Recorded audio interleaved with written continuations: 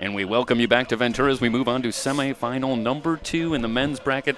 Cerritos College set to take on City College of San Francisco. Jeff Stoyanoff, Dave LaTourette back with you. And Dave, as we get ready, it's, we talked about in the first one, it's a little bit of a mirror here. We got a City College of San Francisco team that came in as the 10 seed, I believe, overall, but rampaged their way through, and they've punched their ticket, and they'll take on Cerritos College, the top team in the South. They managed to work their way through, and they come in here, and you'd be tempted to say on paper, well, Cerritos a little bit of a favorite, but have we not learned our lesson from semifinal number 1? But how do you see this one shaping up? Last year, too, Cerritos was our favorite. When they were ranked number 1 in the country, number 1 in the state, and we saw what happened there. But when we look at San Francisco, their side to it, they're coming in as a 10 seed, but it's sort of a sneaky 10 seed, Jeff.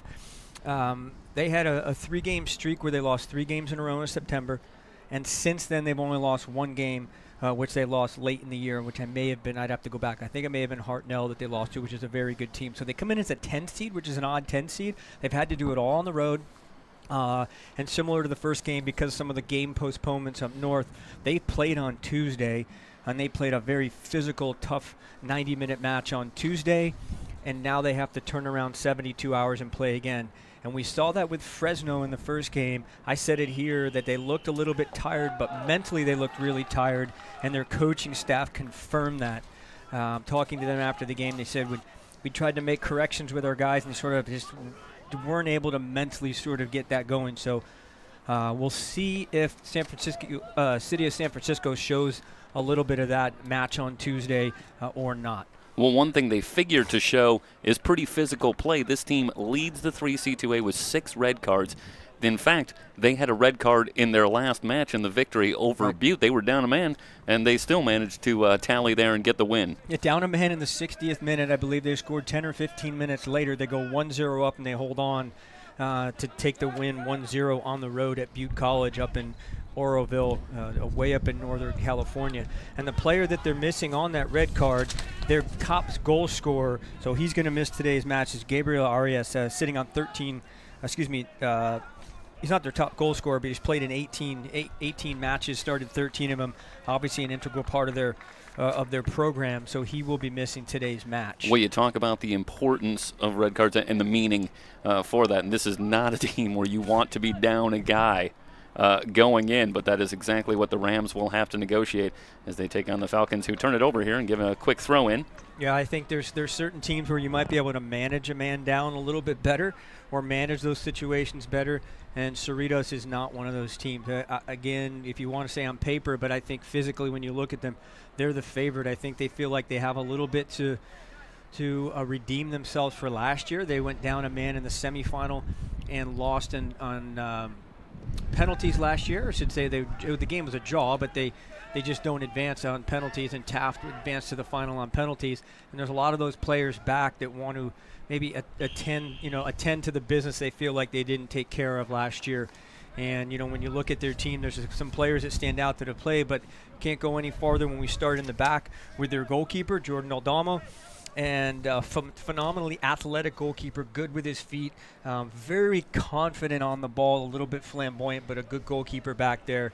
And they have a young freshman, number 9, their top goal scorer in Kevin Diaz. And I'm looking forward. I have not seen him play, and I'm looking forward to seeing him play. Yeah, Diaz has been electric. And then in the midfield, Gallinar seems to really quarterback things, and he seems to work very well with Diaz. So watch maybe Diaz in the middle of the field, or I should say Gallinar in the middle of the field, trying to find Diaz. And as I say that, this is Gallinar with the ball. Yeah, creative, technical on the ball, ability to what we call spin a player. And once you can spin a player, now you've got players on your back and you can get forward. Counter possibly for the Rams. This one chipped in front but cleared away, and the Falcons will go back to work. We're just into the 4th minute. Earlier today, Golden West a 2-0 win over defending champion Fresno City College. So we're going to have a new champion here in 2018 on the men's side. Absolutely, and it's fun to see new programs come into it, although San Francisco City City College of San Francisco, not a new program to the Final Four, but it's been 7 or 8 years since they've been here, or 5 or 6 years since they've been here. I believe maybe 2000 2012 or 2013-14, around there. I haven't looked at the details. I should do my homework a little bit better. But they were in the final at Mount Sac, and so they've been here before, and their coaching staff has been here before, so they can help prepare those players a little bit better for the environment. Dave, I've learned from experience, never mention that you didn't do your homework. That is one that I have learned many times in my life. But no, it's and listen, what you're bringing, more than enough. Meanwhile, we've got a free kick, and Cerritos will go to work, and this is Gallinar. Interesting, they pull him out of the mix. Obviously, he's very good at serving a ball. They pull their outside back forward. Their number 20, Cerritos does, and they hold one of their three backs. They typically play a 3-5-2. They're aggressive, and they attack with 8, and they'll defend with 8, and they'll typically leave 2 forwards high up against the back 4 of San Francisco. So they're not. I can't think that they're going to do much different, but that's just the way Cerritos likes to do it.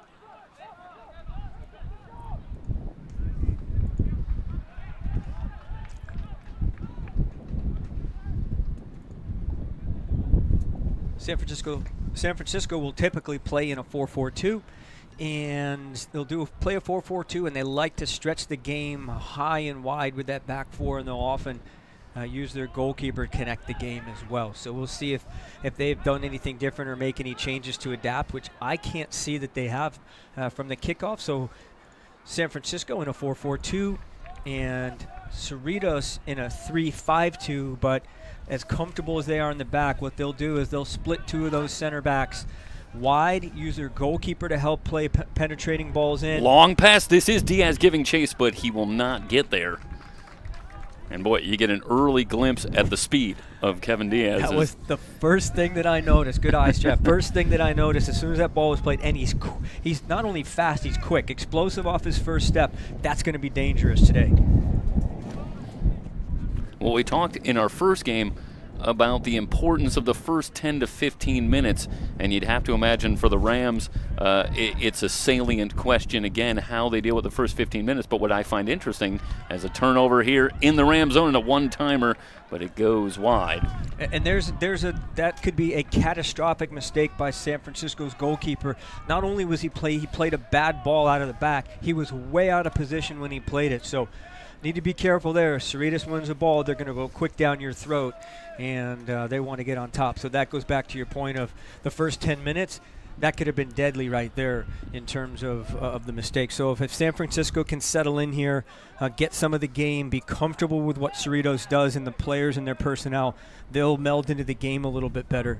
Interestingly, the Falcons, for all of their success, do tend to struggle a little bit early on, and no more of a source than Benny Arteaga. The coach was talking about that earlier in the postseason, right, saying that he'd like to see them get off to a little bit faster start, but that just seems to be their personality a little right, bit, and they tend to get into games more. So I suppose that's good news, bad news. If you're City College of San Francisco, maybe you can get off to a good start, but the second half may be the real problem. And it's good news. Either you catch them napping, they don't get their assignments right, or they'll play a little bit casual in the back. Their 2 forwards step and win a ball, and they go to goal because they're not putting a lot of numbers back there. They're confident in how their goalkeeper is going to be able to play out of the back. So we will see how City can handle that.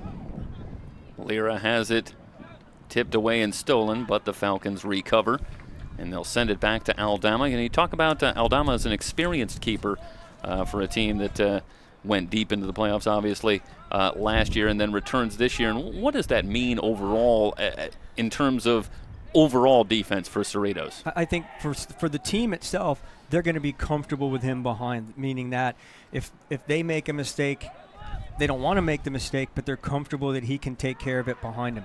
They also know certain balls get flighted in the box, that they've got someone behind them that's going to clean up cross as well. He's also going to be able to direct and communicate and guide the back 3 and help them defend a little bit better and stay more organized. So those types of things, and his can you watch him play, and you're going to see in this environment that he's very, very comfortable. Sometimes on the border of maybe too comfortable and casual, but it's to his liking and to his comfort level and his confidence that he has in his game. You watch him warm up, and I spent some time on the sideline watching the teams warm up, and you can see it in his emotion and his energy, and it's very even, and it's not all over the place. And that's what you want from a goalkeeper, is your energy to be sort of level. Good save, bad save, non-save, whatever it is, a goal. Gallinar sends this one in, looking for the far post. And a whistle going back to City College of San Francisco. 9th minute. No score. Second men's semifinal. Cerritos, City College of San Francisco, and the winner. And We'll take on Golden West Sunday at 10 o'clock. Other than Kevin Diaz, when you look down the list of players, Brian Ortega, another freshman, by the way, is their next leading goal scorer. He has 8 goals, 4 assists. But Diaz does everything, 20 goals, 15 assists. So a phenomenal point total when you look at that. It's pretty impressive, 55 points on the year for goals and assists. So bottom line is everything goes through him. Goals, assists, everything runs through him, and he can get it done. So if he draws another player, it's obvious he's very comfortable being unselfish, laying a ball off and getting other guys into the attack. No big surprise that the Falcons will bring some depth. Throw in now for CCSF, Ramirez.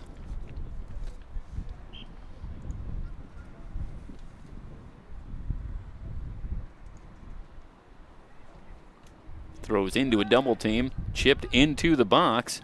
Header still loose, but back out. Falcons clear, but the Rams keep it. But the whistle now will give it to Cerritos.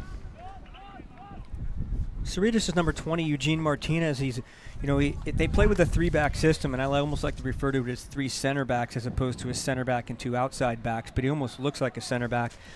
Big, strong. I haven't seen him play other than watching him warm up, but I'm excited to see him play and how he moves and how he plays out of the back. He seems to be an excitingly strong player back there for Cerritos. Cerritos had a somewhat uneventful, comparatively speaking, trip to the finals here. It was capped off with an impressive 3-0 win over Santa Monica. And I think Diaz and Gallinar both scoring in that one. And I think their toughest match coming in was against Oxnard. That game was a tight game. And Oxnard, we know Oxnard's pedigree, so it's. Yeah, I was going to say, how do you like that for a draw in round 2 in the playoffs? Oxnard probably was an 8 seed, and again, that's a sneaky 8 seed. And Oxnard always seems to Ross seems to get his boys ready. The longer the season goes, the more that they seem to be prepared, and that was obviously the case in that game. Yeah, interesting that one. The goal came in overtime as well. So extra time needed to get past that one, and it was Aldama who had a series of big saves in the first half. I read that he had a series of 3 consecutive saves that sort of kept them on par. And who knows if that one gets in, maybe a completely different game. But Cerritos able to keep themselves in it and ultimately able to get past Oxnard and get up here to Ventura. We're into the 12th minute.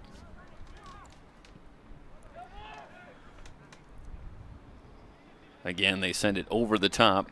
So a couple of things there. Aldama's very good with his feet, and he can strike a ball not only very accurately but very long. But if our folks out there can see, you can see some of the palm trees blowing. The wind's pretty strong down at field level, and it's blowing from our right to left. And it's at the back of Cerritos right now. So to the point where on this surface, any ball that gets played, whether it's low or whether it's high, is really going to run.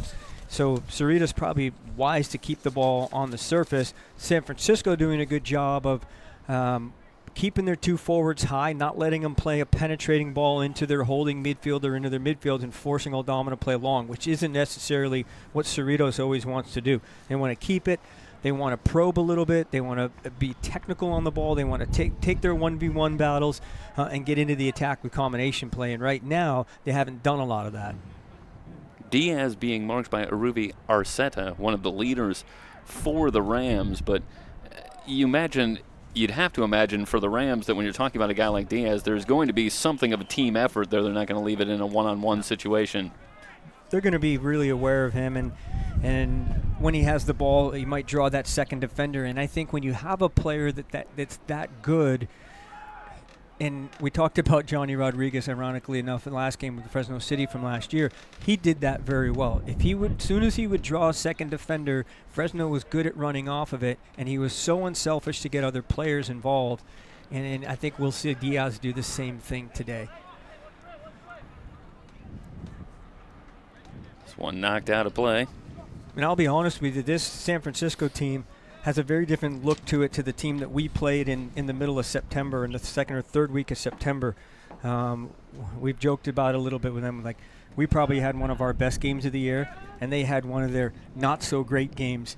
We were fortunate to win against them in September, but they they look different just the way that they're playing right now, the confidence that they're playing with. Well, you referenced it in our first game. This was a team at one point in September that lost 3 consecutive games, but then has come back since then and really turned it around and become a completely different team. And it seems that no matter what sport you're talking about, you can be one team in September and a different team in December. Right. And guess which one matters when you're when you're playing in December? Always say you want to be you just want to be building your momentum, and you want to be at your best, not only like tactically in what you do, but also physically. And that's a hard thing to overcome with the amount of matches we play. And but it's great. Our season is, we have a good length to our season, and we can stretch it out a little bit here in the 3C2A. And again, it's not so similar like some of our NCAA pro, like Division II, NCAA Division II. They cram a lot of games into about 2 months. Streaking down the far side, this is Carrillo, who had the goal in overtime in the victory over Oxnard, coming back on November 20th. So Ortega, Diaz, Carrillo, playmakers up front for the Falcons. 15th minute, no clear opportunities yet. And I don't think anyone's almost even completely established themselves, where in the last game Golden West established at least their tempo and their will on the game very early.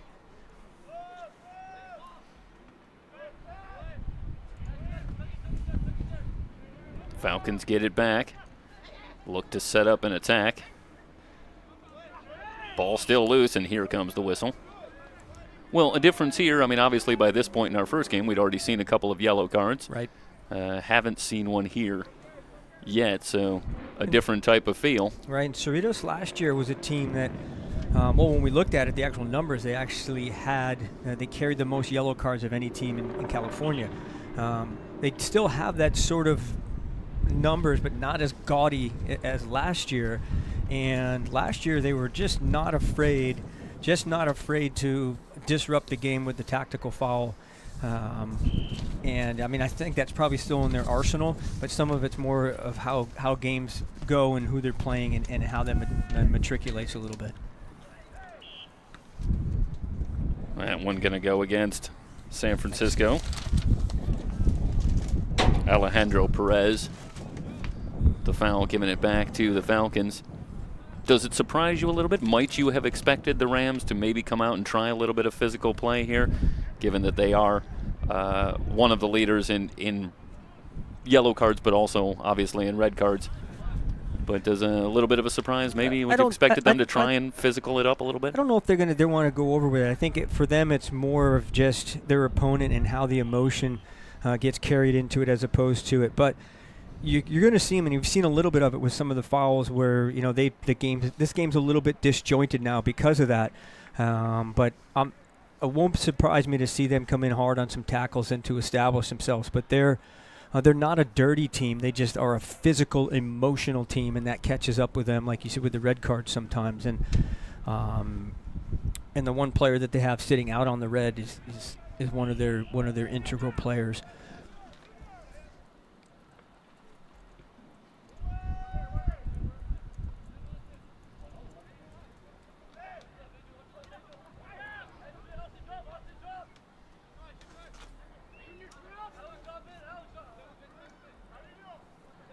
One thing I really like what San Francisco is doing right now, because they know that Cerritos likes to play out of the back, or I presume they know that Cerritos likes to play out of the back. They're taking one of their 2 forwards and taking away the center back. They're taking the one central defender away, so they either can't play through him, or they're forcing it to play and be predictive on one side, which is currently this side of the field.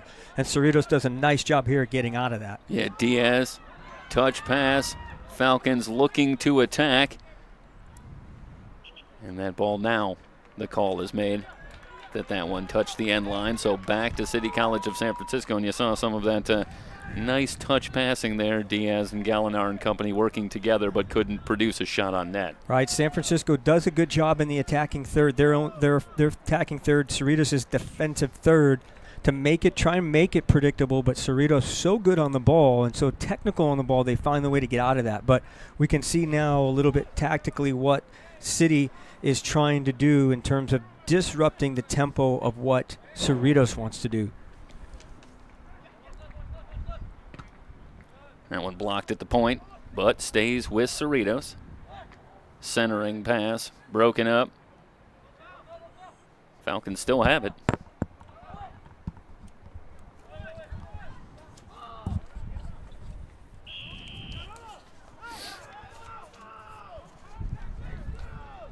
Villalobos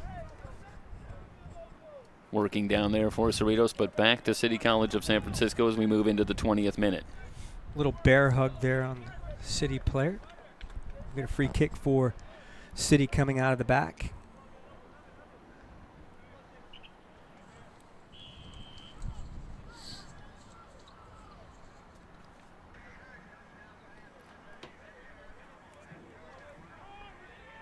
So this will go to Hernandez. Seen a couple of kicks from Hernandez. Doesn't quite seem to have the same type of leg that Aldama does. Doesn't seem to from this point. Maybe it has to do with the wind or how they're trying to play. Yeah, it's true. But they do like to play through him at the back. We've seen it. We played against them. They like to stretch their center backs. So they're comfortable with him with the ball at his feet. So we'll see how that develops. Pass from Penate is sent out. Rams can reset. Trying to find Diaz. He hasn't had a lot of the game or a lot of the ball. Whether that's just out of the system of how the Cerritos is playing, or more so is it San Francisco trying to mark him or be really aware of him and deny him the ball. If you can deny him the ball, sure, Cerritos has other players, but obviously he's the engine. He's the engine that makes a lot of it happen. This one comes back to Penate. Has that one stolen. Centered up, and the Falcons will lose it. Rams want a counter. And there's the chance that San Francisco needs to look for, the counterattack. Cerritos sends one of their outside backs or their three backs high and doesn't win the ball. So centering pass, but Aldama way out. And able to make the save. Now he wants to get something going back the other way. Penate ahead. Falcons with a counter opportunity. Gallinar in from the left. Drops the pass out front. The Falcons are on the board. And there's the quick strike and the penetrating ball in from Kevin Diaz. You can see it right there. Wins the ball free in the middle of the park. Spins it. Nobody defending him. Left to play a nice ball in behind. The goalkeeper comes out, and I've seen a lot of this with goalkeepers, and they just throw a hand high and a leg out. Instead of trying to keep their shape and force the striker to finish a good ball, it goes underneath him and through his legs. Cerritos 1-0.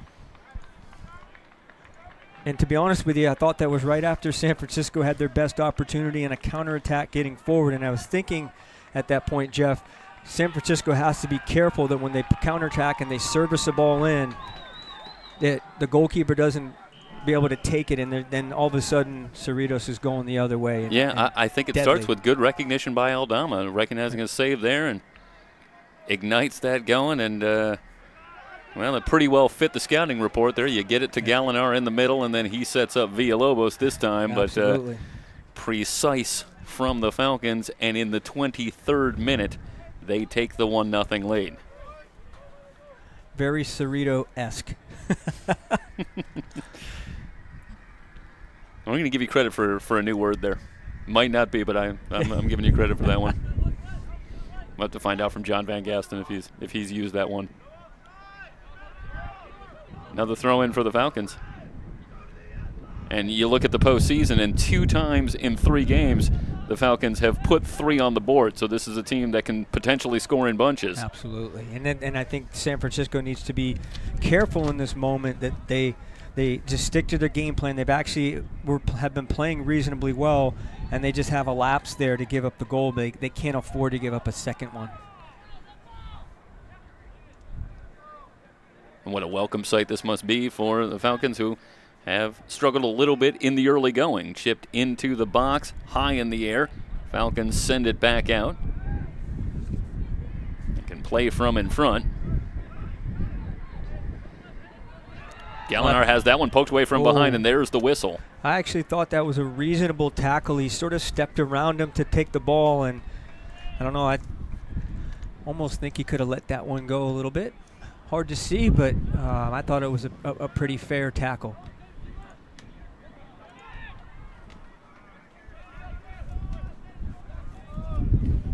Hernandez.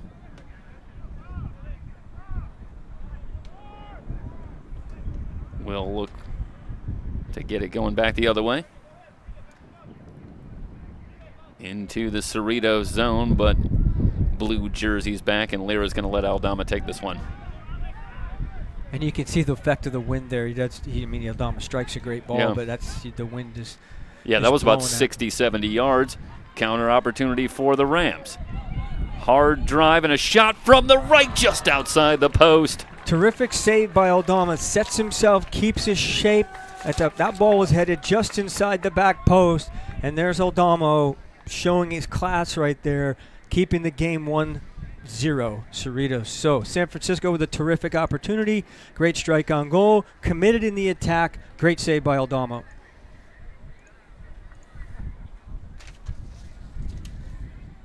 And that's where you need your goalkeepers to be big in the moment. San Francisco may not get a lot of opportunities, but if this game ends and Cerritos moves on, they'll look back at this moment in the 25th minute with a big save by Aldama. Yeah, Ruvi Arceta among the leading scorers for the team.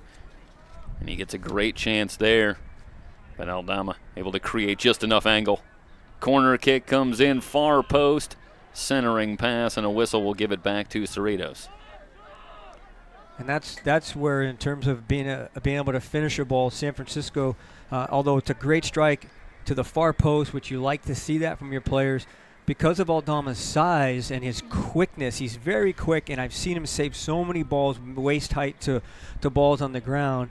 That's one where you almost need to look, hey, can I go near post and can I go high a little bit? But no fault to the striker, but it's just, in games like this, and we get to this late in the season with good teams, you have to find that little bit extra to finish. Gallinar tries to leave it for Diaz. Falcons will keep it and have a free kick. Gallinar chips it to the far side.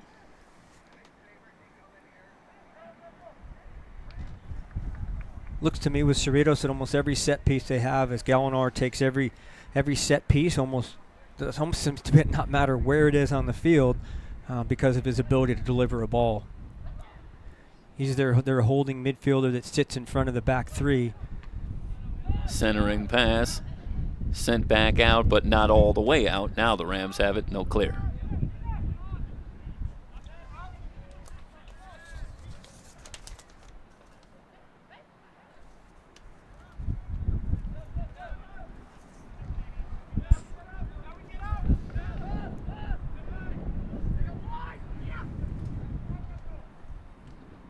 And you have the sense that Falcons playing exactly the game they want right now.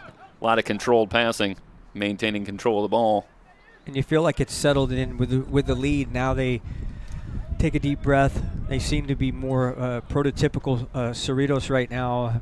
Get into the attack. San Francisco putting everybody behind the ball when they do it, which they know that they have to play that way. Good on a counterattack. And right now the advantage to Cerritos in terms of not only the 1-0, but in terms of tempo of the game. 28th minute. Hernandez battling the wind. Falcons have it back. Diaz chips it ahead.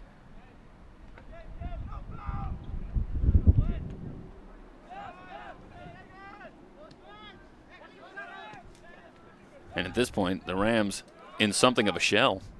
And Aldama way out to play with his feet, which there's nothing wrong with that, but he's going to have to be precise and not spill anything or give a ball away, because when you're 40 yards off your line or 35 yards off your line, if you give a ball away, you're in trouble for a quick strike. Martinez drops it down. Played toward the box, but the Rams have the steal. And there's the Gallinar from behind, and that's going to draw a whistle. Tactical foul there. That's the one we talk about. And we saw a lot of that last year when they played Taft. San Francisco's getting out on a counterattack.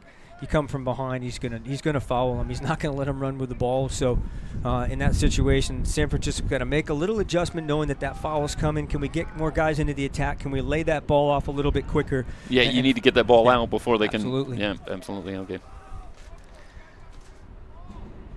Here's a counter for the Rams. Smart ball into the third for San Francisco. They're playing into the win. It is sat up, which is very, very good. It doesn't allow Aldama to come and win a ball like he might normally. Penade ahead. Diaz giving chase, but chipped away. And that's a smart play by Angel Solis with Diaz right on his hip. We'll let the Rams reset in the 30th minute. The Falcons, the 1-0 lead on the goal by Villalobos. Well-constructed goal, too.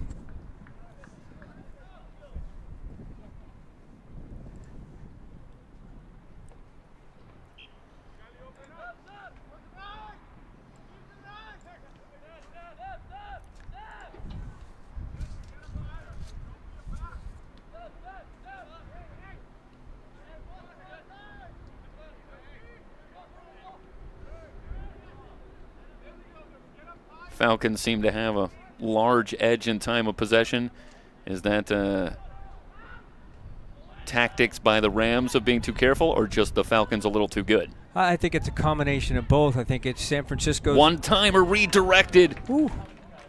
That was headed right at the back post. Whether it was going to go in or not, I don't know. But, yeah, going back to your question, Jeff, I think it's a combination of San Francisco understanding they need to put numbers behind the ball and stay compact, look to counter, similar to Golden West, but a different style of doing it.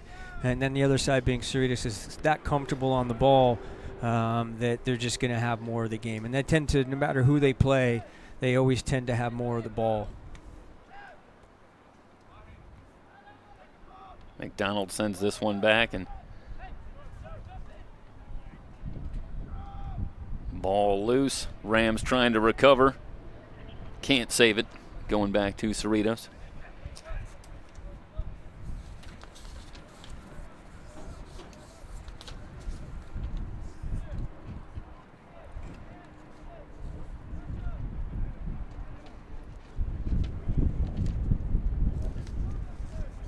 Rams in this postseason run haven't had an easy one. A couple of 1-0 wins and penalty kicks. Another one in penalty kicks. That a victory over West Valley. And every single one of them on the road. Two of the teams they played, they're familiar with. They were conference opponents, and then on the road to Butte in, I guess you call it a regional final per se, on Tuesday. They were trailing West Valley in the second half in their match, and did manage to tie it up with this, perhaps, arguably, a horse of a different color here. Right, no, for sure. Take on the Falcons. To be honest with you, when I saw some teams early in the year and we saw things start to, the draw sort of came out, really thought that West Valley would be here. And it wouldn't have surprised me if Taft had gotten here instead. We saw Taft, and it was surprising to see Taft go out. But really thought that those three teams, Fresno, West Valley, and Taft, were the class of the North. And Penade centers. Nobody there. Rams able to clear it. Not all the way out. San Francisco had something to say about who's going to be part of that classy group, and San Francisco phenomenal on the road. Look at that. One-timer! Wow. What a shot. Get the replay ready for you. And that right there is Kevin Diaz in a nutshell. Too much time on the ball, not enough pressure. He looks, left foot, back post, golazo, as your partner in crime, Mike Cepeda, would say. Get you one more look from up top here, and this is just a turnover, it looks like, and then the Falcons so quick to get back.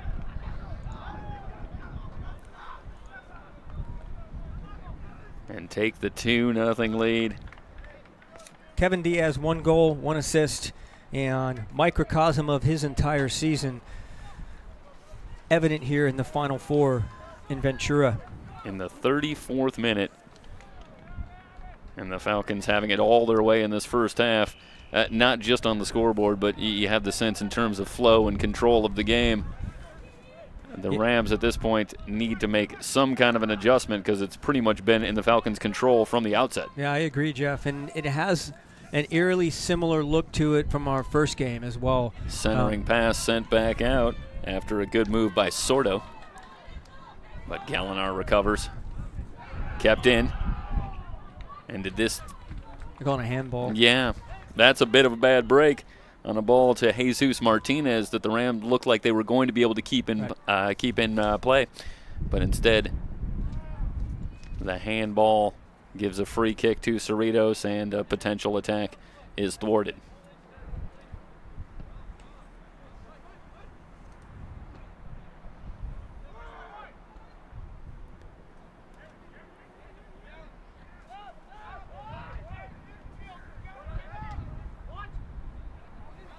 Well, judging by the way that Cerritos has scored the 2 goals that they have scored so far today, pressing the attack against this team feels like just an incredibly risky thing to even consider. They've been so quick to counter. Right, and now, San Francisco is, I don't know that they're going to change anything tactically now for the last 10 to 12 minutes here in the first half.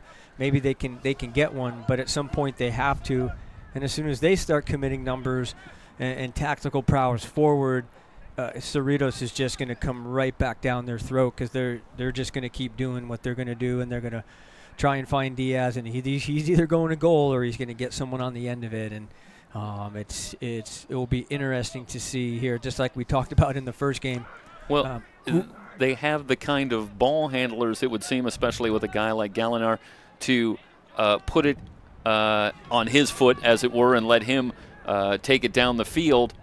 But they also seem to have the kind of speed that they can chip it over you and let a guy like Diaz or Villalobos run it down. Absolutely. Such a difficult team to defend. Absolutely. You try and figure out, some teams, they have pace, so you say, let's keep them in front of us.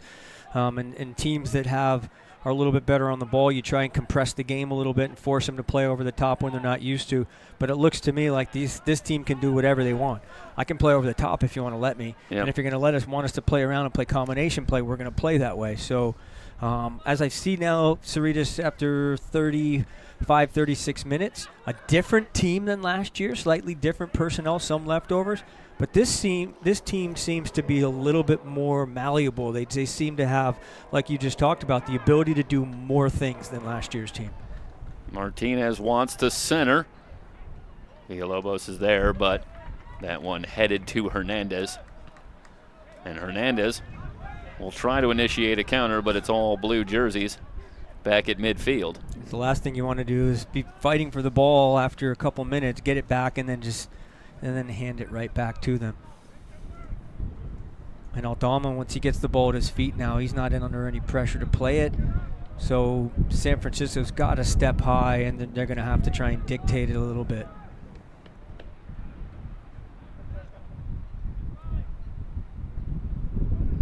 And there's no rush here. He's just going to keep it at his feet until they try and take it, and there's the little slip pass, and off they go.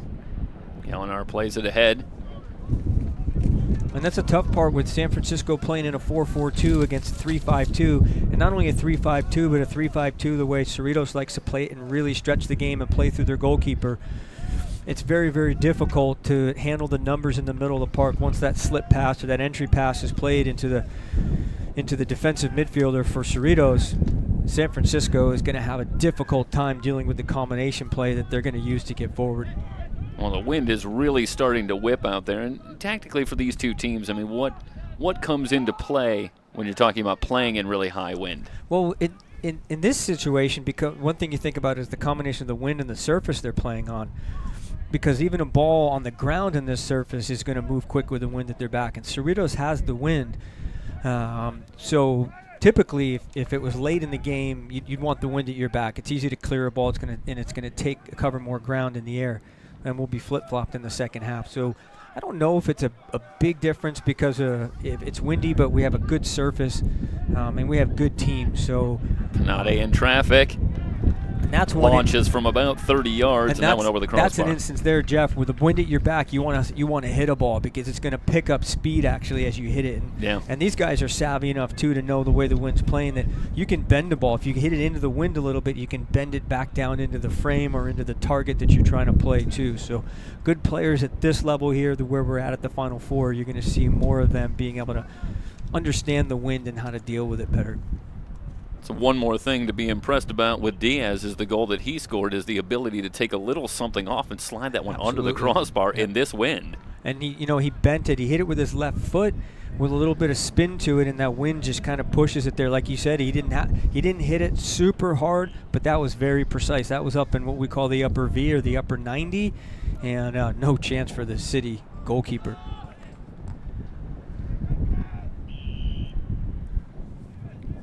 Whistle on the header, and the ball will stay with City College of San Francisco.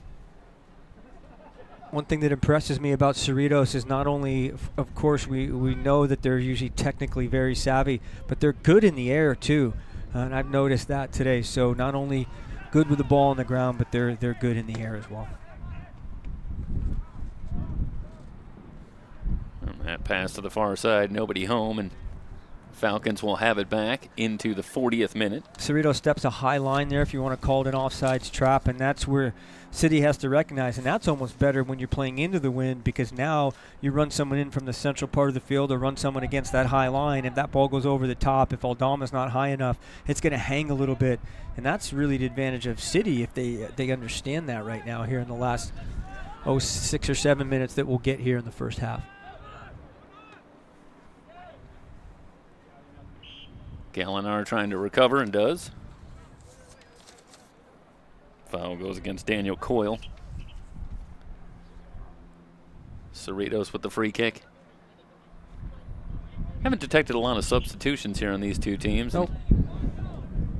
I know City has had a couple players come on, but I don't know what changes Cerritos has made. I haven't seen much of that. Well, it's a very tight and solid starting unit for the Falcons for the most part. Benny Arriaga has not made a lot of changes throughout this season, so he's got a core that he likes, no doubt, and right. With good reason. And if you look down the list, of their players, there's the number of players who have started games. It's not like everybody has started a game. The large majority of their starters have been their starters. Panade sends it back.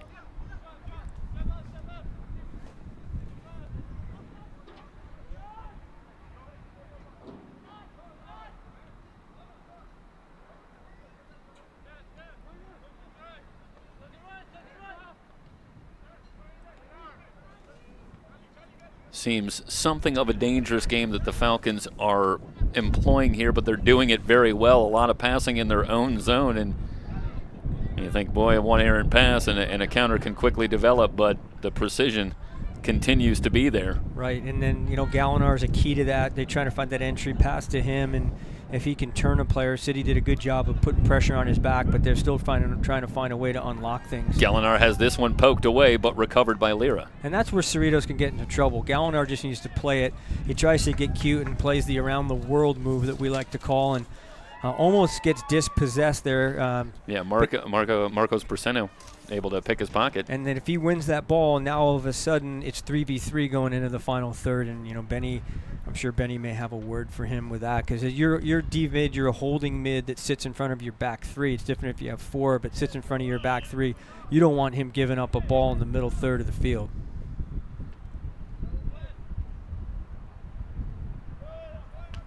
This will stay with Cerritos.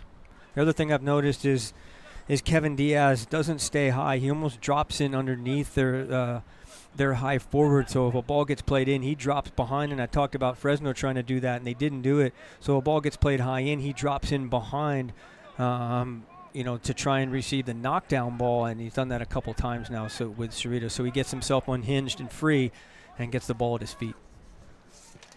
Falcons on the attack. The 30-yard shot from Ortega's well over the crossbar. Into extra time.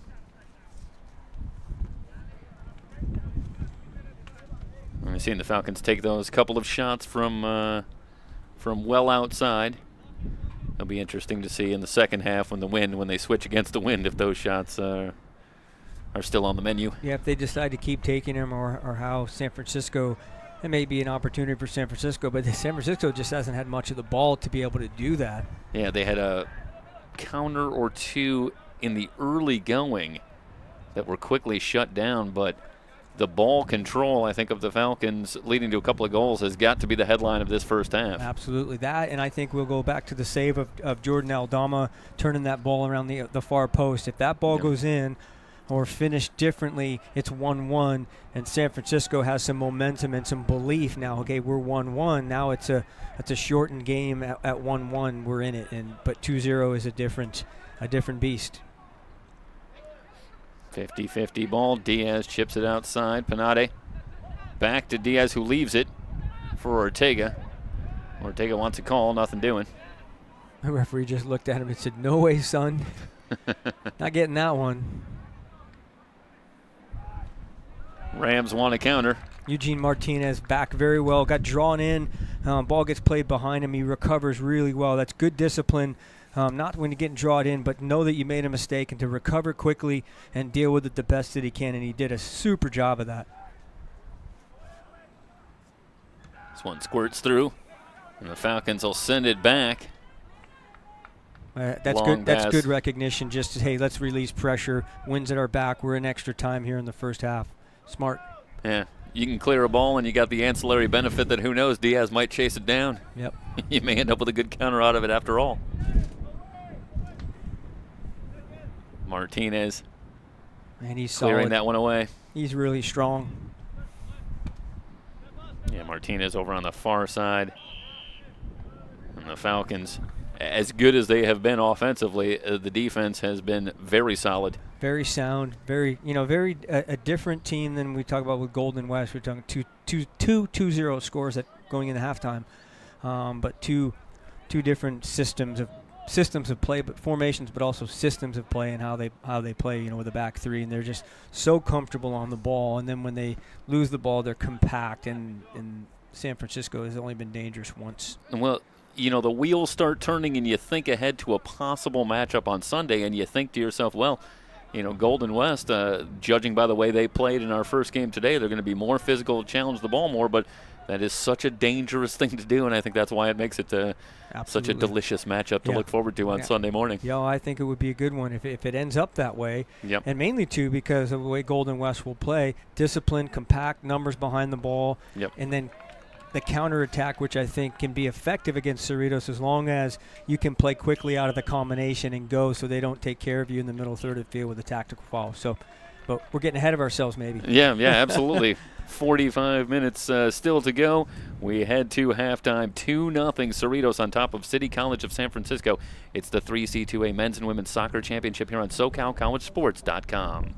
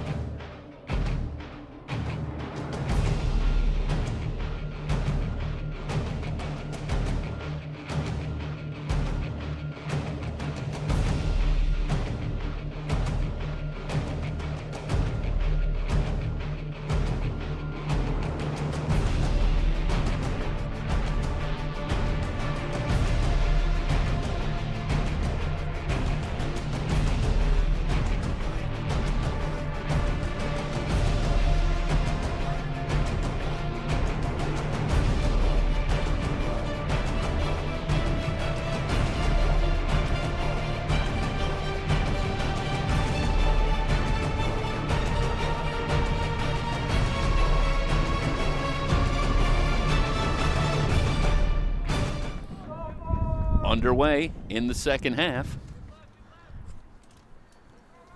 with Cerritos leading it 2-0.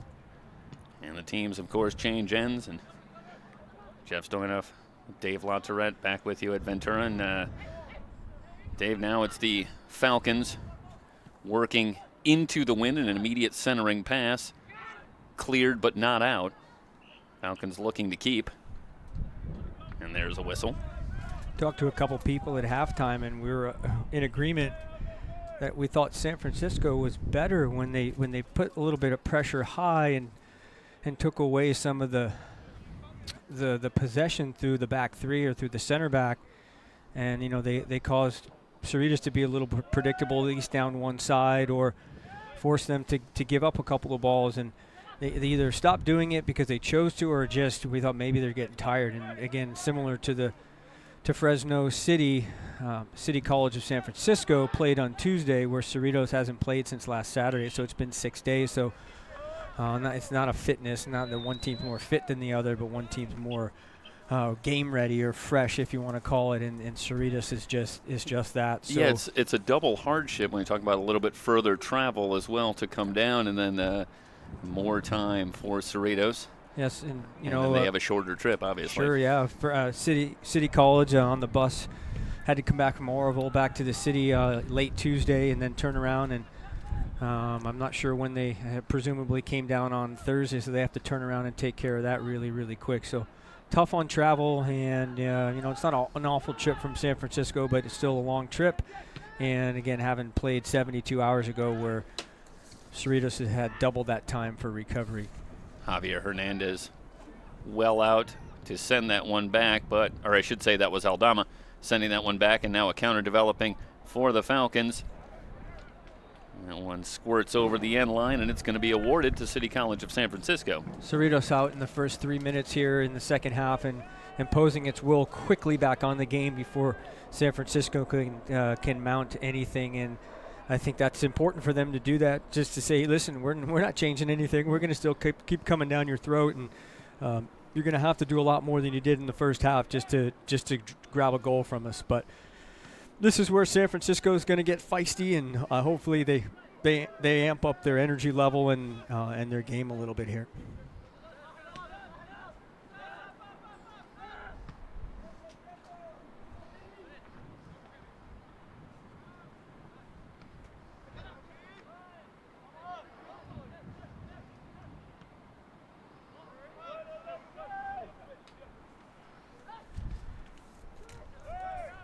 Cerritos just comfortable on the ball now, Jeff. They've got more numbers in the middle of the park, and that's hard for San Francisco to deal with.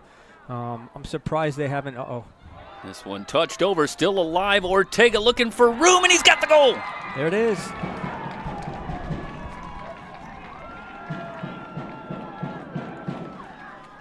And this, how about the patience by Ortega? I was talking about the patience there, but also they've just got more numbers in the middle of the field, and San Francisco hasn't made any adjustment in terms of how they're going to deal with those numbers. And they just, because they have a numerical superiority in the middle of the field, they have more of the ball, and they're forcing and unbalancing San Francisco just to get players free.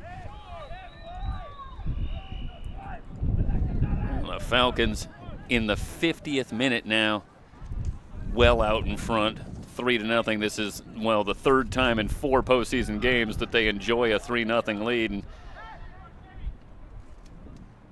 Falcons having it all their way as they look ahead possibly to Sunday.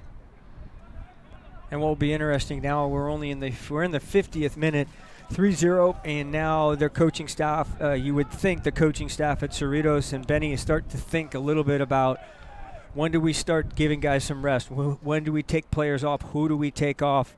Who do we start to rest up a little bit for Sunday? Because even if they take 10 or 15 minutes, less time that they've played for today, that's energy in the bank for Sunday versus Golden West. And you sort of get the sense that Cerritos this game hasn't taken as much out of them as maybe Golden West game against Fresno did.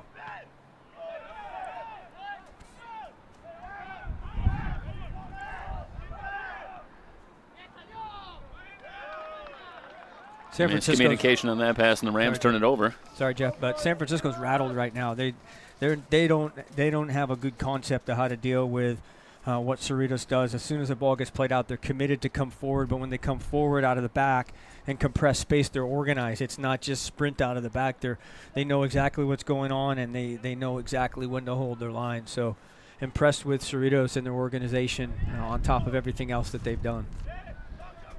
Yeah, the Rams in the first half, 1 shot on goal.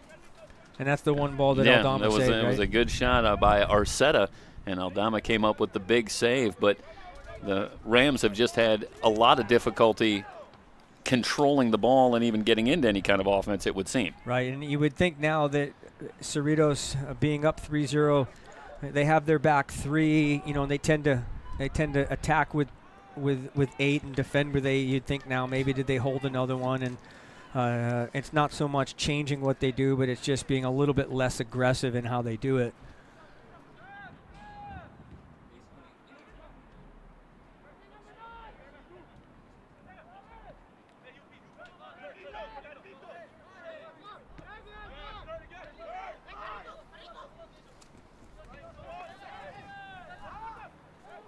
Well, we talked about Ortega, Diaz, Villalobos, and now they have all scored here in this one.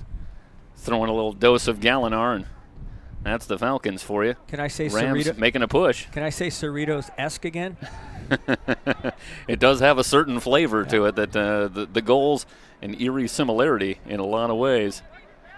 As the Rams, maybe with as much control as they've been able to exert here today, but the shot wide of the post.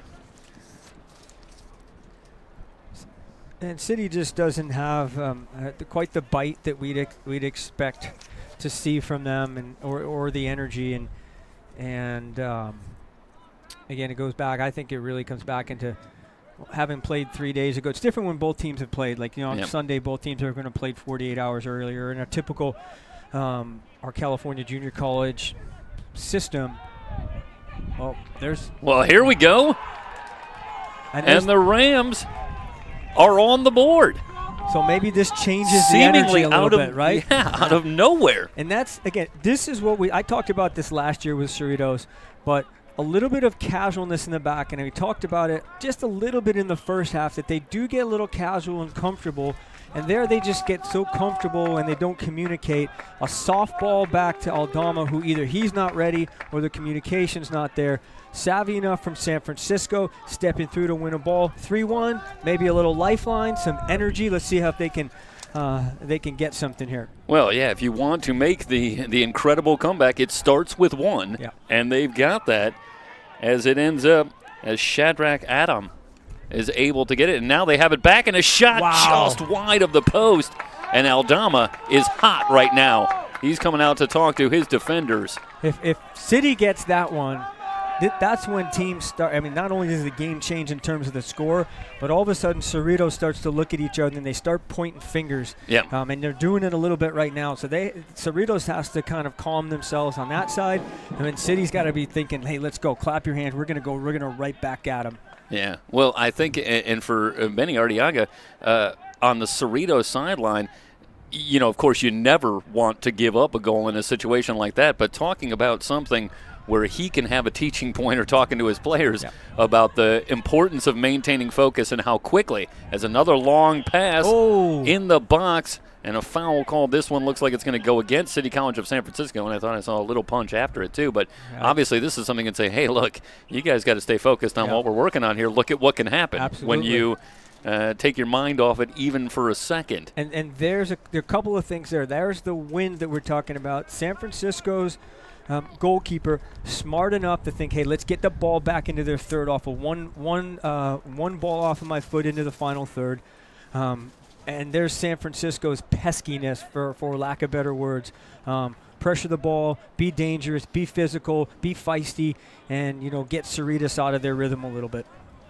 I started to make the point that I was surprised in this matchup that we hadn't seen more of an effort to play physically from City College of San Francisco against a team that obviously has so much talent.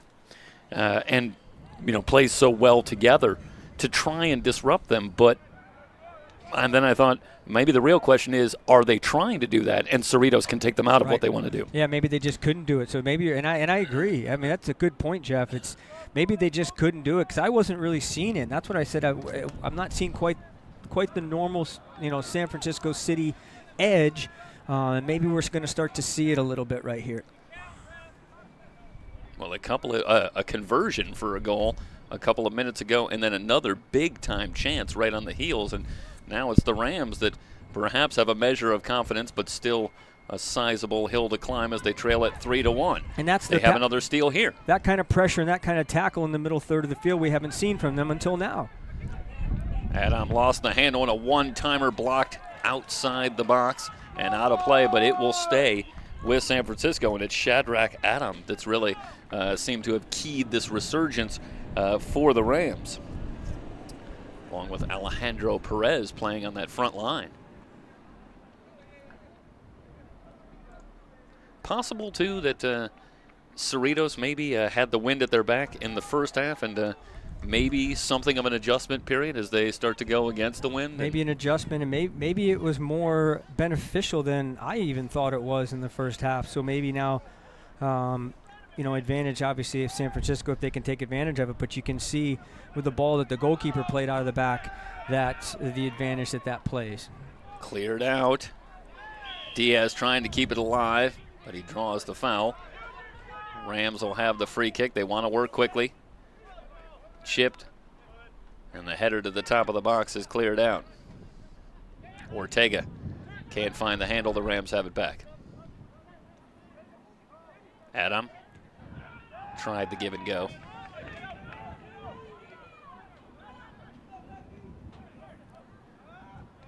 He tried the timing pass.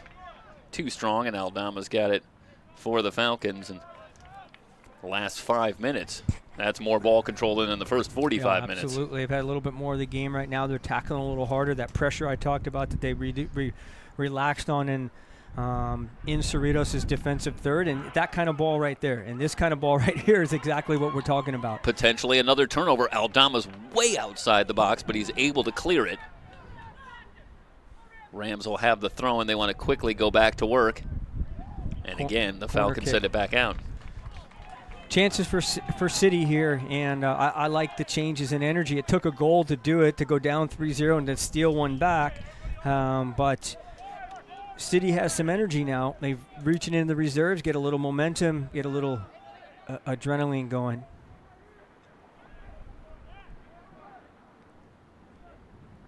Corner kick for the Rams.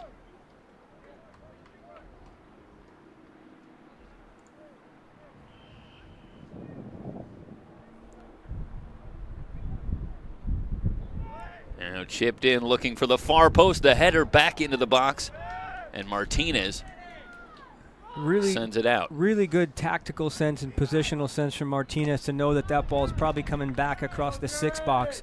Slides in front in the middle there, takes up space, wins ball just like Golden West did earlier today. So really well done by him.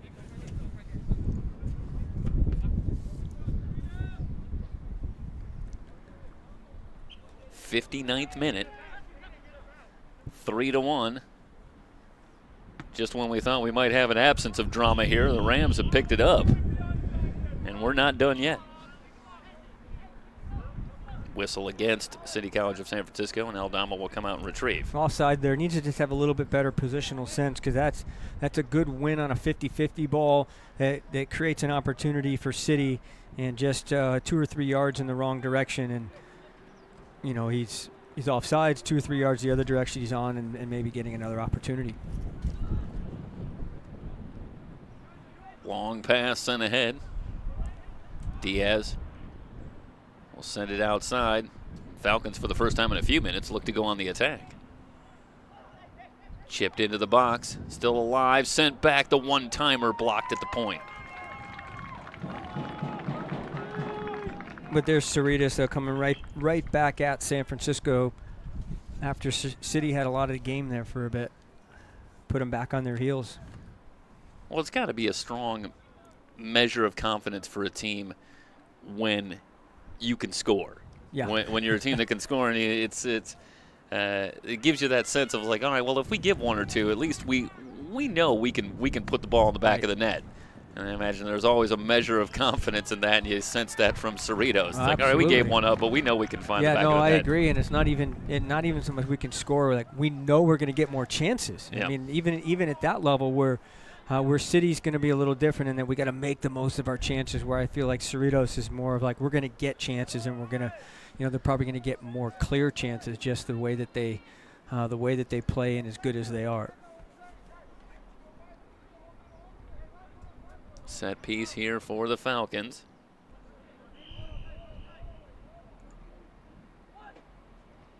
Into the box and back out, but not all the way out.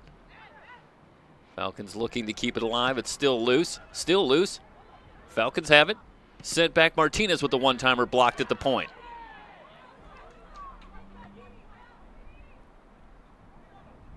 Cerritos won't give it up. Quick feed inside. Again, Martinez can't quite get his foot on it. And now the whistle comes. In that first barrage, that's a good opportunity where because Cerritos has so many numbers forward, if City can find a way to get that to one ball clearance, to get a ball to their target player, and if they can get into the counterattack quickly, that's where they're going to create some chances as well.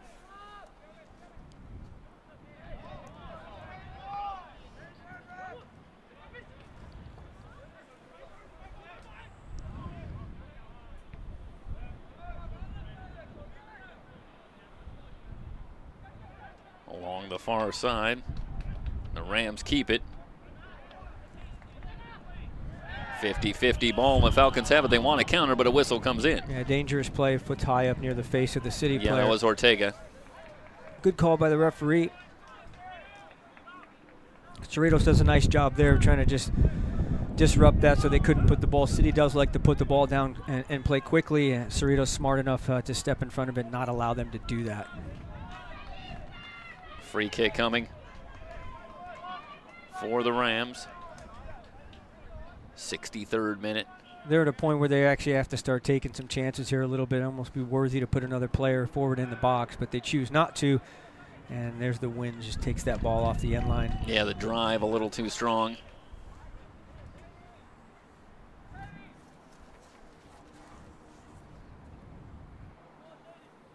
Shadrach Adam with the goal for City College of San Francisco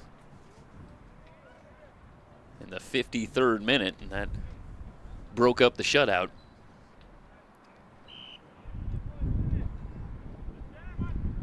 But the Falcons seem to have settled themselves down, especially defensively, after a couple of noticeable lapses. Right, they were just got a little bit casual and they got a little bit disconnected, which they haven't done across the game. They've stayed compact and connected, especially their back three. And then they have Eric Gallinar, who sits in front of them, who has typically sit in front of them. He's not in the game right now. Looking for the far post, and again, a little too much wind perhaps, and over the end line and back to Cerritos.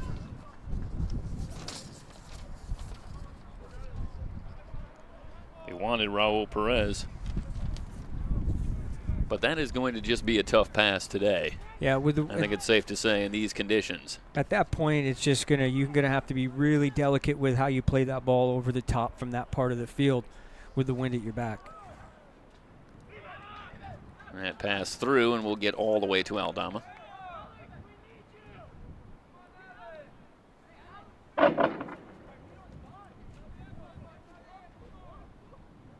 Men's final, 10 o'clock Sunday. And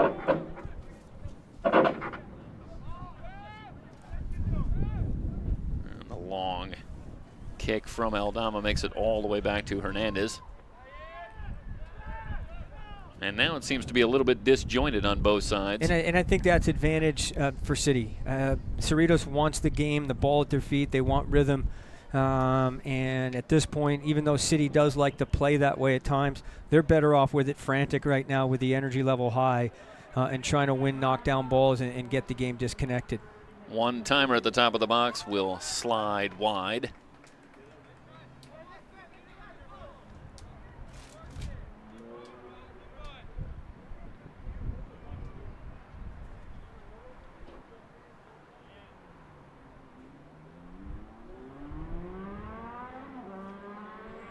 I'll credit the Rams for, I think, some adjustments that have changed the feel of this game overall. They've had a lot more possession here in the second half, and they're back on the attack again. It would have been really easy at 3-0 down to just drop your head and pass the torch on, and they haven't done that. And like you said, credit to them for taking advantage of an opportunity and now trying to build some energy into their game.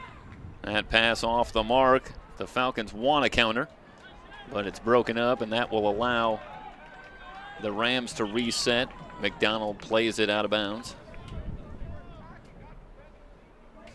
But boy, you had the sense once again of how quickly the Falcons can go from defense and get back on offense.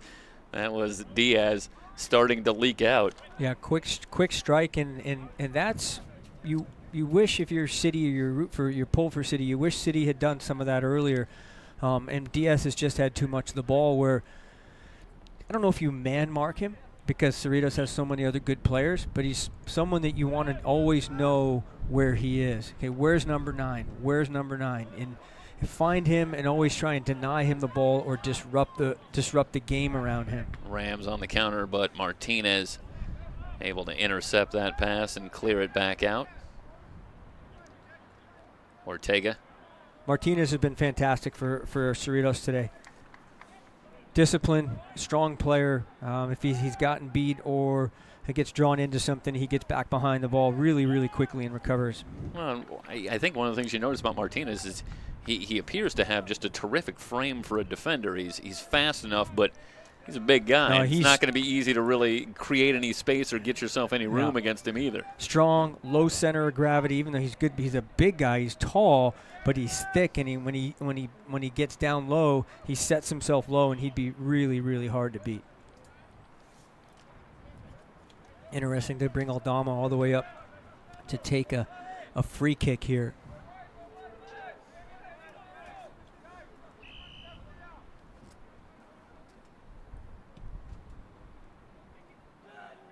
Into the box, but it's all Rams, and Hernandez I don't wants to quickly go back the other way. I'm not sure I like my goalkeeper coming all the way into the other half just to take a free kick to not do anything with it. It was a horrible free kick that he hits right into the hands. Dangerous pass and a quick counter.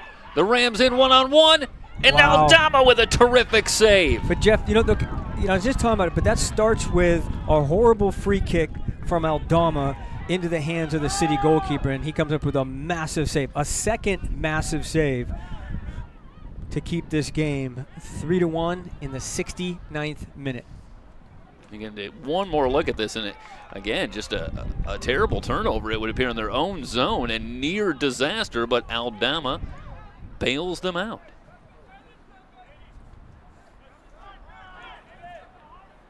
Meanwhile, the Rams go back on offense, looking for the far post again. Beautiful ball to the back post into the back side of the 18. Martinez recovers very nicely. Lara chips it across again. Loose ball in the box, cleared away. Maybe some miscommunication there, because that should be the goalkeeper's ball. So you normally see Aldama come for that. So interesting that he doesn't win that ball.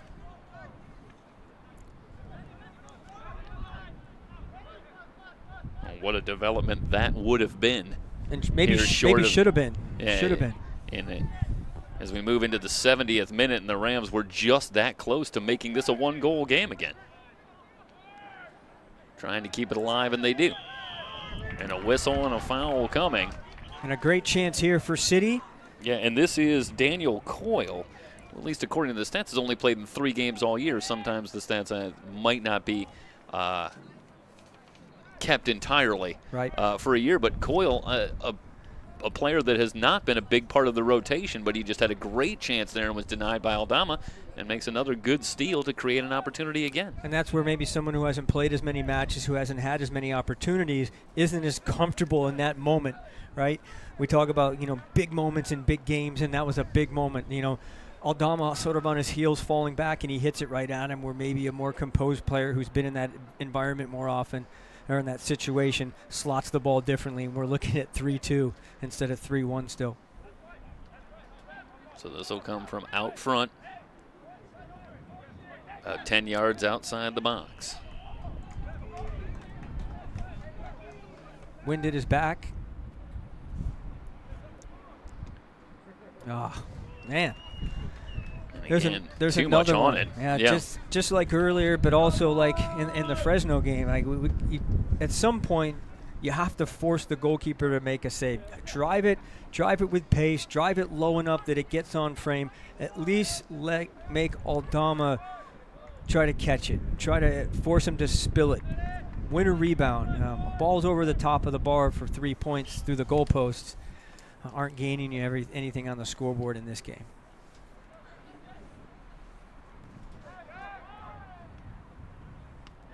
Long kick produces a 50-50 ball. Falcons gain control.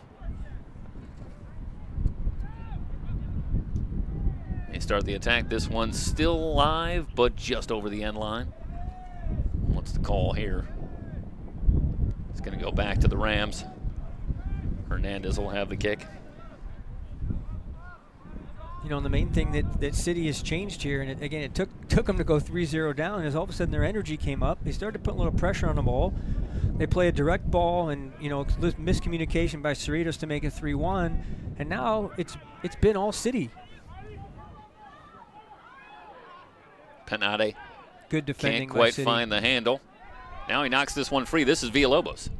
Villalobos starts a move, but Hernandez able to scoop and send it back out.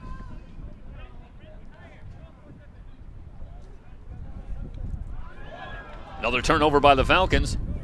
Rams want a counter, and there's a whistle. That should be a yellow card. Yep, shows it to him. Another tactical foul, a smart tactical foul from the Cerritos player. Who was that, Jeff? Did you see? I got it. Looked like it was Ernesto Cueva, freshman defender and one of the usual starters, and Cueva's been out there much of today. And they'll give up the free kick here rather than something more dramatic. Correct. This one will come again from about 7 yards outside the box. Well, they've been working a lot to the far post, and that appears to be the play that they want to run typically. And this is where if you have a left-footed player, which they don't look like they have a left-footed player on it, where you drive a ball into the space and you hit it low. There's the back post ball. That one headed out by Cerritos. Simply just not dangerous. Yeah, City at this point, they have to be dangerous, whether it's more balls, more dangerous ball in, and it just with the ability of Cerritos in the air, and we talked about them as good as they are on the ground. They're back three for sure, but in general, they're good in the air as well.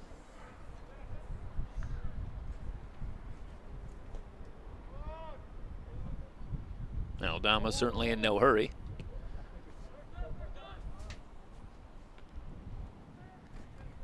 Again, the Rams send the kick back the other way. The Falcons have had a lot of trouble maintaining possession off their goal kicks in this second half.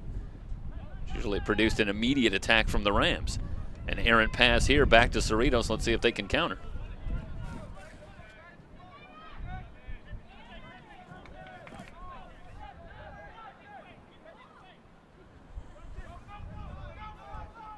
They're content to reset. And that's good pressure by City there. They pressure him as Cerritos continues to play a negative ball. A bad ball out from Aldama, out of bounds, and City all of a sudden wins possession back. 75th minute.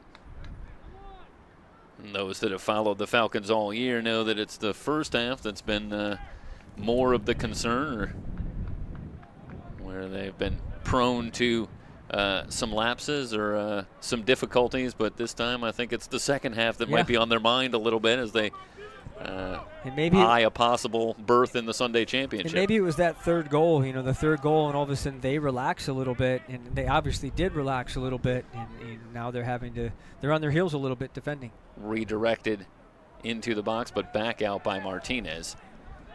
The Rams want to work quickly.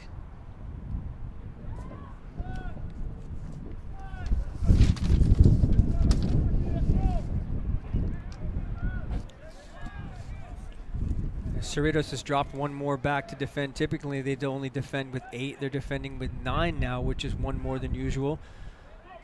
Martinez wins another 50-50 ball, and Now the Falcons Villalobos, might have an opportunity here. Villalobos, such a good target. Ortega in from the left. Still in control. Chips this one toward the center. Still alive. Villalobos drills one, but over the crossbar. Excuse me, let me correct that. That was Carlos Perez, I believe, who has checked in. Yep, yeah. So Perez with a good opportunity. We're leaving Villalobos a little bit higher. Instead of holding two, they're at one high, and Diaz has been dropping in to defend a little bit in the middle of the park, so they're leaving one high. But Villalobos is such a good target. He can hold the ball, and he waits for numbers to help him out and get into the counterattack, which we saw there.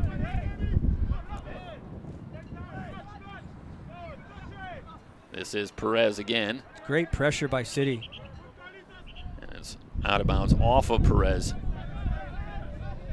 Well, I have to imagine that there are some Ram fans watching this wondering why not in the first half. Did we not see a little more of this Right. this type of pressure on the ball? It comes with some danger, certainly. But obviously, the way that first half went, for the Rams, they had little, if anything, going for them. And we did see some of it. We saw it a couple of times where they tried to take the ball away back to the center back. They tried to push it to one side, which is a great tactic against Cerritos. But everybody has to stay connected, and they have to be on the same page, which they are right now. And I agree with you, Jeff. Why not more of it? Because if you have the energy now in the second half, you had to have it in the first half. Pass too strong for Ortega. The Rams have it back. Shadrach Adam can't chase that one down. Martinez clears it, but more or less straight up in the air. And what you see from City now is something we saw from Golden West in the first game. Is at this point, City is pressuring everything. They're getting a foot on stuff. They're disrupting a little bit. Where in the first half, Cerritos just had the ball. They had rhythm to the game. City wasn't getting in on tackles. And even though there's a foul there, at least the pressure is there, and they're forcing Cerritos a little bit out of their normal rhythm. Started with a very good poke check there by Ortega, able to take the ball cleanly.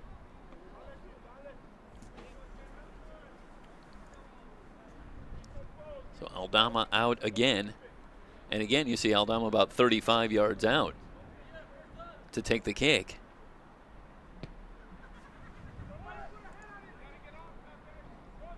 Working toward the far side, McDonald plays this one back out.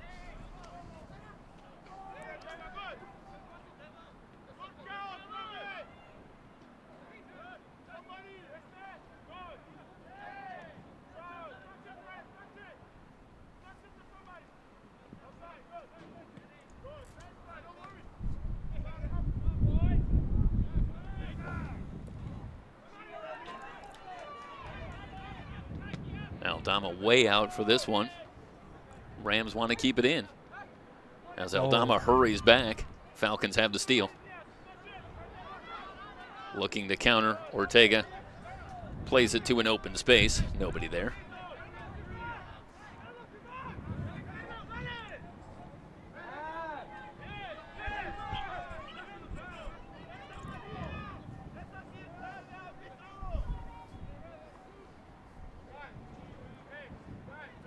City just has to continue to play the ball quickly. The extra touch doesn't help them so much right now. Cerritos is pretty committed when they get back to defend to put numbers behind the ball. And, you know, anytime we get a set piece, they're going to milk the game a little bit and milk some time out of it. Like right now, Aldama steps up and he'll take a little extra time here, but 15 or 20 seconds here and there, and then it adds up to less chances in the end for City.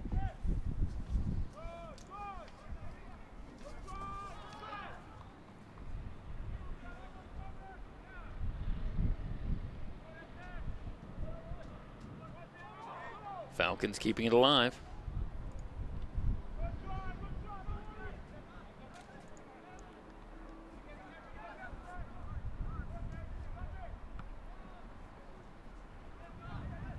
Rams finally able to play it out, but no counter there. And Cerritos committing less players into the attack now. They were holding four there. They're three back, and now they're sitting Martinez in front of the back three. He's moved from a right back to a holding midfield or a defensive type midfielder, and you can see now that, hey, we're 3-1 up. We're in the 81st minute, and the goal seems to be now we'll attack with 6, but we're going to hold 4, and they're still going to get chances with their 6 going forward, but they're going to clog up space a little bit more in the back.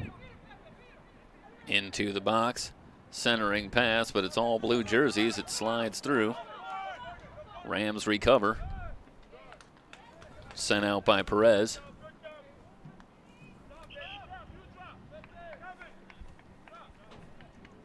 And this will be a throw-in.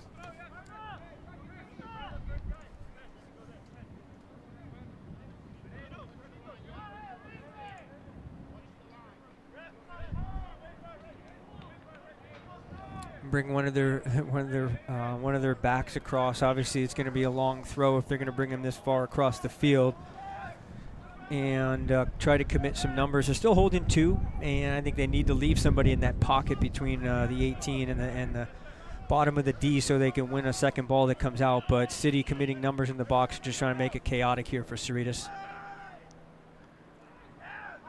Still loose. Sent up but not out.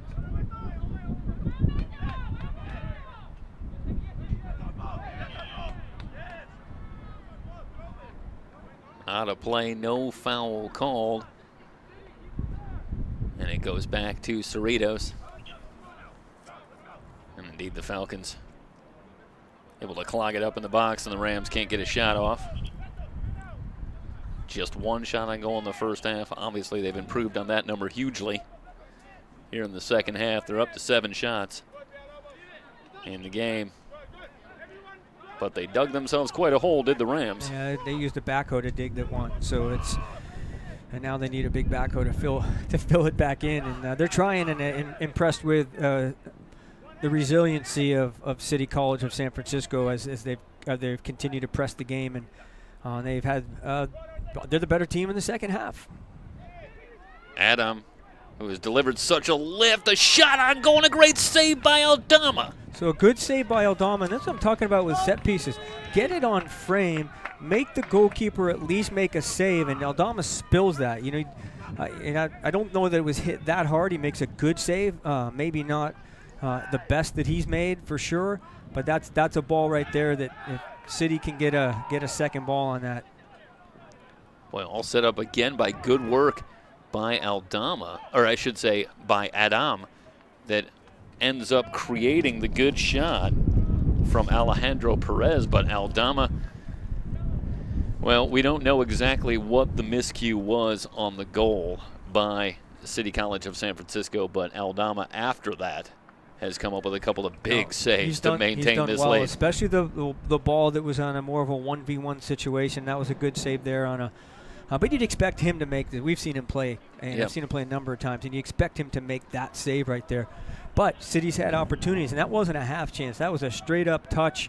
I've got the whole goal to look at and a whole goal to strike, and he hits it in the sweet spot, and Aldama does what he's supposed to do at a goalkeeper at this level and the quality that he is, make that save. Moving toward the 85th minute, and I don't have the sense that there's going to be a lot of extra time here. I don't remember. No, there's not much. Maybe a minute, maybe 2 at the most. And the Falcons closing in on another championship game appearance.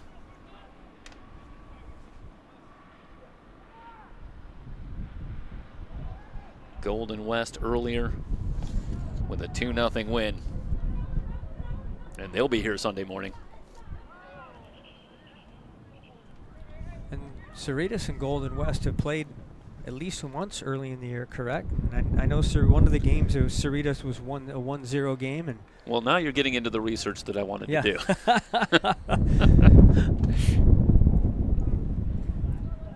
Yeah, you'd have to imagine. They're not in the same conference, but very likely, and we'll obviously look into that, and that'll certainly be a storyline for Sunday. And if I'm not mistaken, it was a 1-0 game with them and with Cerritos and Golden West. And you don't know how that game played out, but if Golden West was in every game they played this year, so it doesn't surprise me that it was 1-0. And I think they have the fortitude to play with Cerritos.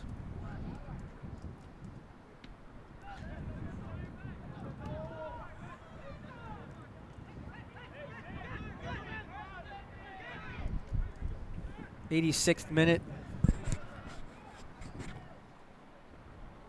And Cerritos now just trying to hang on and take care of this and get to the final, which they couldn't do last year.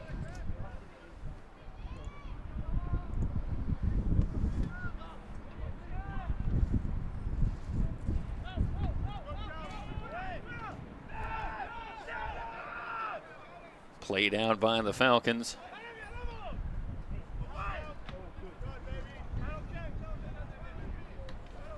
And sent out once again. Well, I think if you're a Cerritos fan and you're watching this, it wasn't entirely pretty in the second half, but hey, mission accomplished. And, you know, a good, strong win here, a 2-goal win, if this score holds up. And I would say it was almost comfortable for 55 minutes or so, and then, you know, the miscue, and then all of a sudden, City's found some energy for the last 30 minutes of the match. Ortega leaving it for Penate. Penate into the center. Fans it out, but the pass off the mark, and the Rams will have the steal. And now Cerritos holding at least 4, if not 5, so they're going to attack with 5 and defend, well, hold 5, and then they're going to defend with everybody at this point. Long pass to the far post, and a one-timer, and a Wow. goal! Will hold everything, 87th minute. We are 3-2 in the 87th minute. And City College of San Francisco has just made this very interesting, Jeff. I'll back this up, give you one more look here at this one.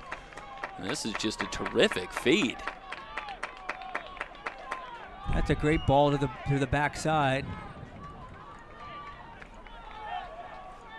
A similar ball that Aldama saved in the first half. He didn't seem to be quite on balance and on point with that. So we are 3-2 in the 88th minute, score in the 87th in the 88th minute. So we might have four minutes left here. Well, you know, you just as a journalist, you find yourself, you want to start talking about possibilities for Sunday, but the Rams will not let us talk about Sunday. They heard us talking about Sunday, and they said, "What do you guys? Shut up!" They're just they are saying we're still here. Okay, Yeah. This game's not over yet, and it's 3-2. It was once 3-0. Credit to them, and a lot of respect for the way that they've fought back. And now the Falcons just want to try and finish this off and get out of here and get ready for Sunday. Meanwhile, we have a Falcon player down as we have moved into extra time. And, you know, to be honest, and I'll keep talking about it, and maybe it'll get City to score another goal, but if you are Golden West and they see this, they're starting to see where the chinks in Cerritos are, maybe thinking, okay, this is the way we like to play. We like to disrupt the game. We like to be physical, put numbers behind the ball, and then counterattack. Yep. And that's what City's been very good at. They've given them less time on the ball here in the last 30 minutes. And for all intents and purposes, Cerritos has not been very dangerous the last 30 minutes. Well, and if this is not something that perhaps is at least somewhat aided by the wind, by the conditions that allows you to counter more effectively moving one way, it really has to leave you wondering what were the Falcons doing, what was allowing them to be so successful in that first half, or why didn't the Rams get started with this a little bit sooner? Yeah, and was it, you know, what are we, Cerritos saying, what are we doing differently? Or maybe it's the fact, and I think that's what you're alluding to, is that San Francisco, they're saying, well, what is San Francisco doing differently that's disrupting this a little bit? So, but it started with Cerritos not doing what they normally do, communicate, to be smart in the back, a miscommunication, goal, 3-1, game changes. Quick centering pass. The Falcons get it back. Ortega can't find the handle in extra time. Rams want to start a counter. Yeah, he's going to bring that one back absolutely late, and then after the fact on the ground too. A heck of a performance by the Rams in this second half. And now we get a free kick from Fabian Wentz. City will commit everybody forward. They have to win the second ball here. If they're not win the first, they have to win the second and keep the ball in their attacking third because they're just not going to have any resources back to defend. It was Arceta that had the goal to make it a one-goal game. Free kick coming. Wentz. And here's the left footer. Again, looking for the far post. That was a good ball in, and almost the second ball there at the back post. I don't know if he had a chance to take that down, but a good opportunity. So great ball. That's a terrific ball in from City. That ball ended up squirting free, and there was an opportunity there, but the angle was cut very short, and Aldama able to come out with it, and now we'll have a kick coming from Aldama.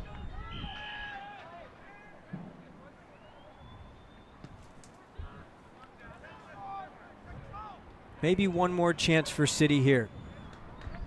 If they can get one chance, that's about all they're probably going to have time for. But try and get one more chance here. I think they need more numbers forward, and it's got to be full commitment to get the one chance.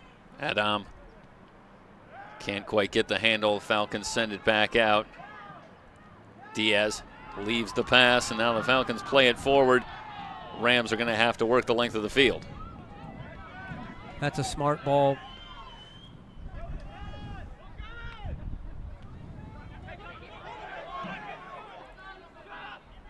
This should belong to the Falcons, I should say. Estrada will bring it in.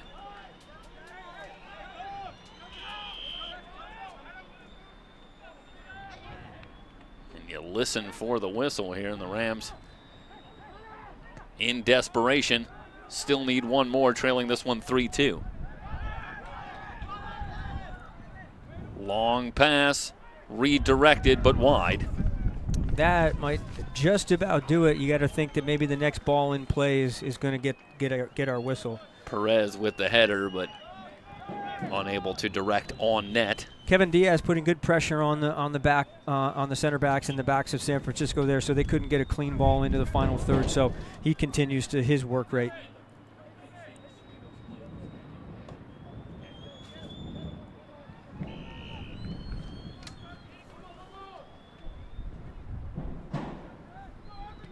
Here's the kick from Aldama. Big bounce. Rams trying to control, and they do. Adam starts to make a move. One more chance. There's the one chance. This will be a free kick. It could be numbers forward with either a goalkeeper taking a set piece or they put their goalkeeper forward, one or the other. This will come from about 30 yards out. You have to think that once this ball goes dead here somewhere, it's the whistle goes. Everybody forward. I'm not sure if I want my goalkeeper in the box. I'd rather have him maybe sitting outside here, and if you're going to do that, and put one of my field players who can maybe build better in the air. Driven hard on goal, but Aldama on one big hop. Right idea, wrong place.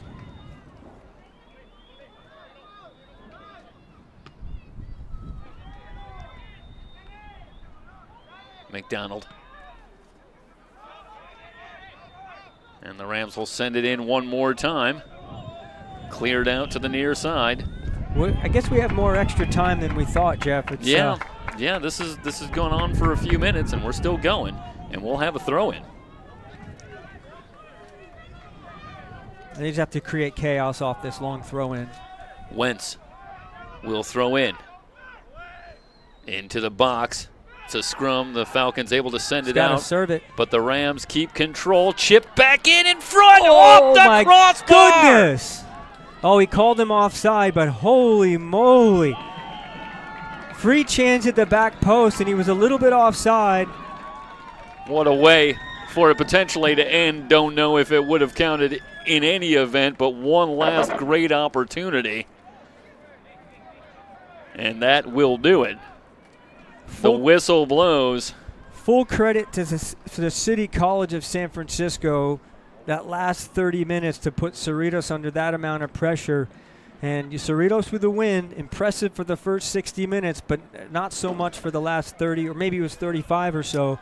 And if I'm Golden West, I'm feeling more and more confident now based on how City played that last bit to go into the final on Sunday with the weapons that they have. And if you're Benny Arteaga and you're working with Cerritos College and you're the coach, what do you say? You've only got less than 48 hours here, so it's not exactly like you can change, a whole lot of what you do. But what's the takeaway for Cerritos as they look at the matchup, because they have to expect more of the same? I think simplicity for them is the simplicity of it is play a little bit more simple, be less casual out of the back, look to keep possession, and they have to play quicker, and they have to give better support to balls being played, because what happened with City was they got comfortable on the ball from the first half, and in the second half when City put pressure on, Cerritos didn't adapt well enough to be able to give the player on the ball more options. So that's the biggest change that they have. When they do that, very effective. Keep the ball, give good options, really, really effective. It'll be an all-South final. On the men's side, Golden West will take on Cerritos College, and we'll have that for you Sunday at 10 o'clock. Of course, we're only halfway through today. The women are up next. We have women's semifinals coming up here in about an hour. Should go at 4 o'clock, and we'll have that for you.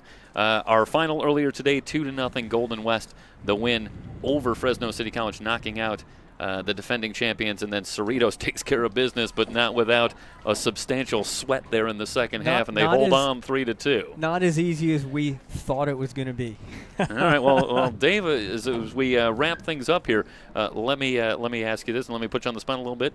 I know, unfortunately, you can't be with us on Sunday, and right. That is very, very bad news for us. But what do you see for Sunday? And let's kind of look ahead here a little bit. How do you see it shaking out? I think it's a late goal. It's a late goal, or if it's a late goal, it's Golden West late, or it's Cerritos in overtime. That's my prediction right now. All right, that certainly seems to track. It should be a very, very interesting championship game coming up on Sunday.